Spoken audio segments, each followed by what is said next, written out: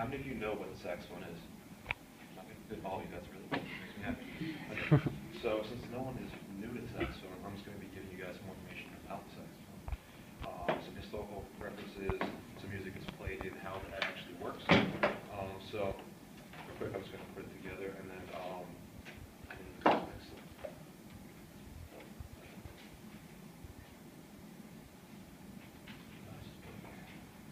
okay. So there are many types of saxophone out there. What I have in my hand right here is called an alto saxophone. It is the second smallest saxophone that there is.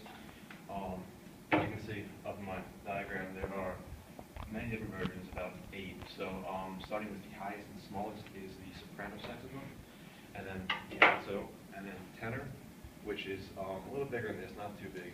Barry, which would be about this high off the floor.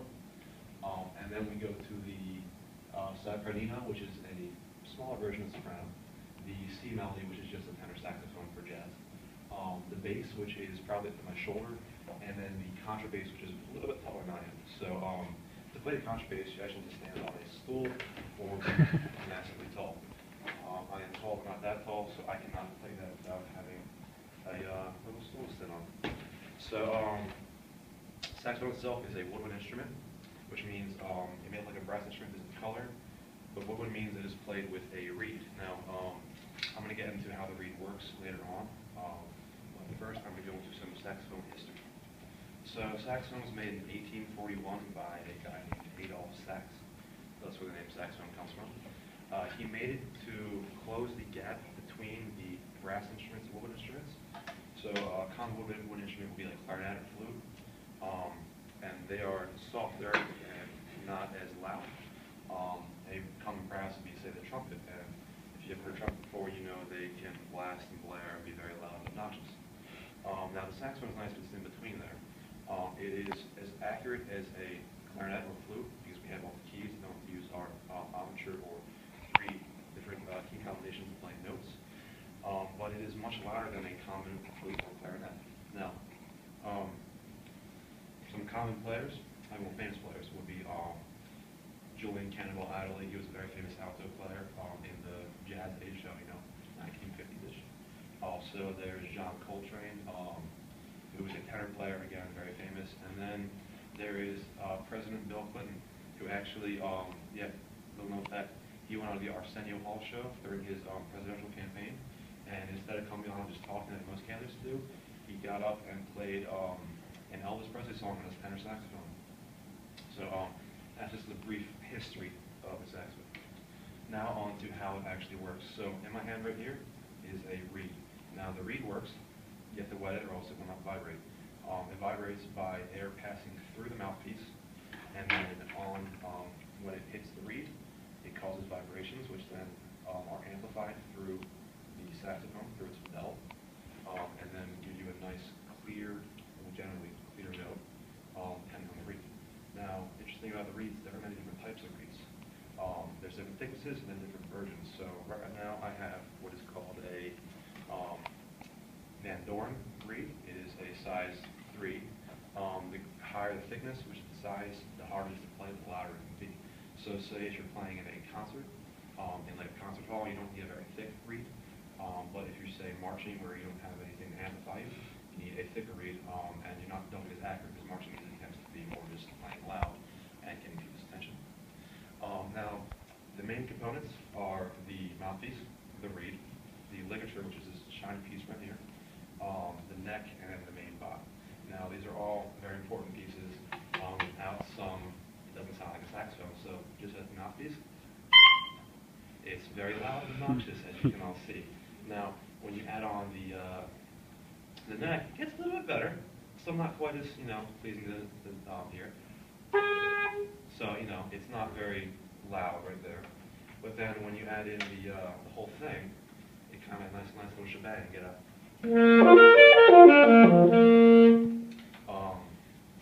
and then so a little later I'm going to play actual music.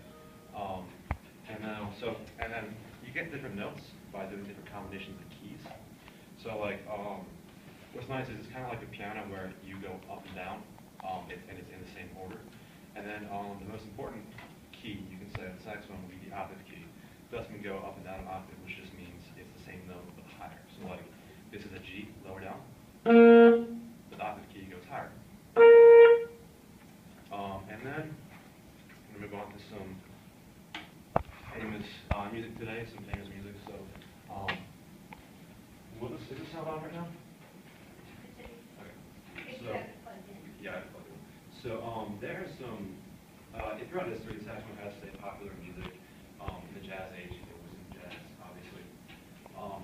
But now today, which is kind of cool, it's been incorporated into many modern songs.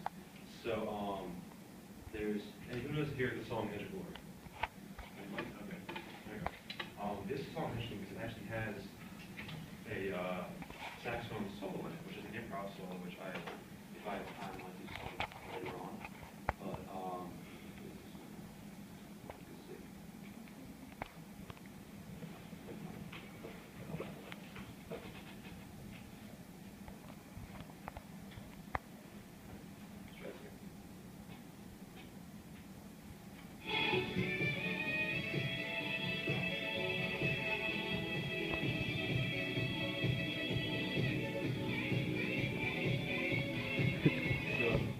traditional saxophone solo in a modern song. There's also songs such as Mr. Saxo Beat, who here has heard of that. Not as well known. But it's, as it's in the name, it's called Mr. Saxo Beat. This song is actually about the saxophone, which is pretty cool.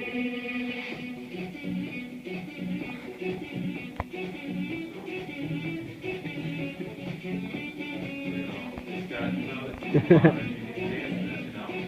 Got a little Latin feel. It's a fun song. And then, I'll let it know this song.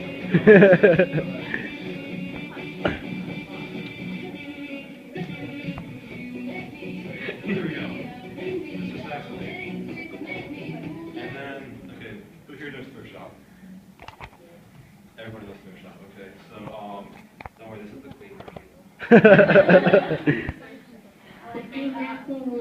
Can we go thrift shopping? Good, you know. This has been on the radio for the last, year and a half. A while. Kind of just going a little bit. Wait now, last a second. It's coming. We gotta build the suspense.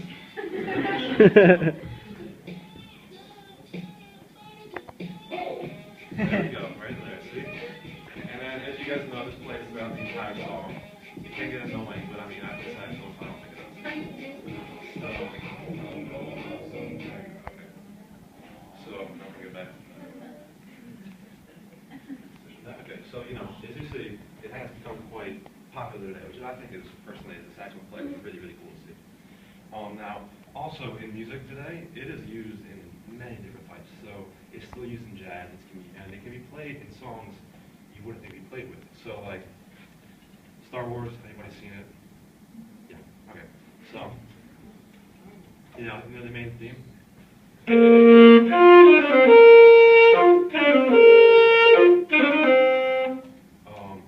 then, there's marching stuff with the Sanskrit marching in. Oh, well.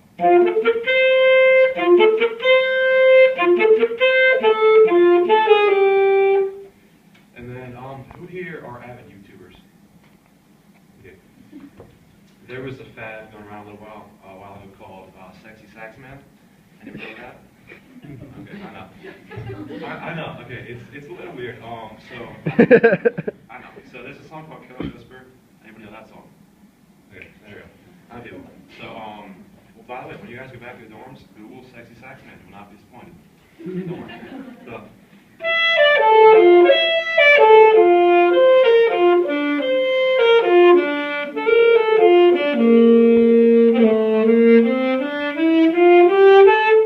and then in Sexy Sax Man, it kind of repeats that over and over and over and over again.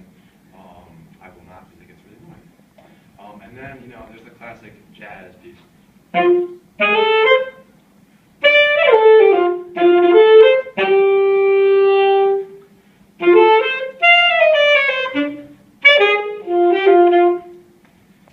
then, should I improv? I can just make it one spot. Do it. The problem is, so like,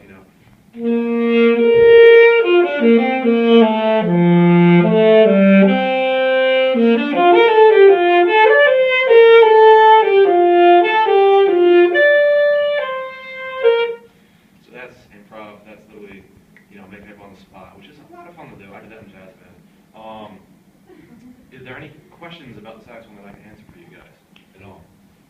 Any at all? Also your favorite. See, I like alto and Barry. Barry's the big one. Barry, you can get a really honking sound out of it, like it's loud. I was told I was too loud. You know, as a Barry player, it's a great thing. But I personally, I own an alto, so I like playing alto a lot. It's very versatile. You can play high, you can play low, you can play the main melody, you can play, you know, anything. So personally, I like saxophone with the alto best. But also, fun fact, if you play one saxophone, you can play them all, which is really cool. You have to change your armature, which is the way you hold your mouth while using the mouthpiece. Like when you play Barry, which is lower, you need to drop your jaw a lot to get a better sound out of it, else you will squeak. And with, you know, the soprano, which is a lot higher, tighten it, a little more firm, and then you get a good sound out of it. Yeah. So as you can see, saxophone's a very versatile instrument. Personally, it's my favorite. And I hope I was able to inform you more about the great instrument that it is. Yay!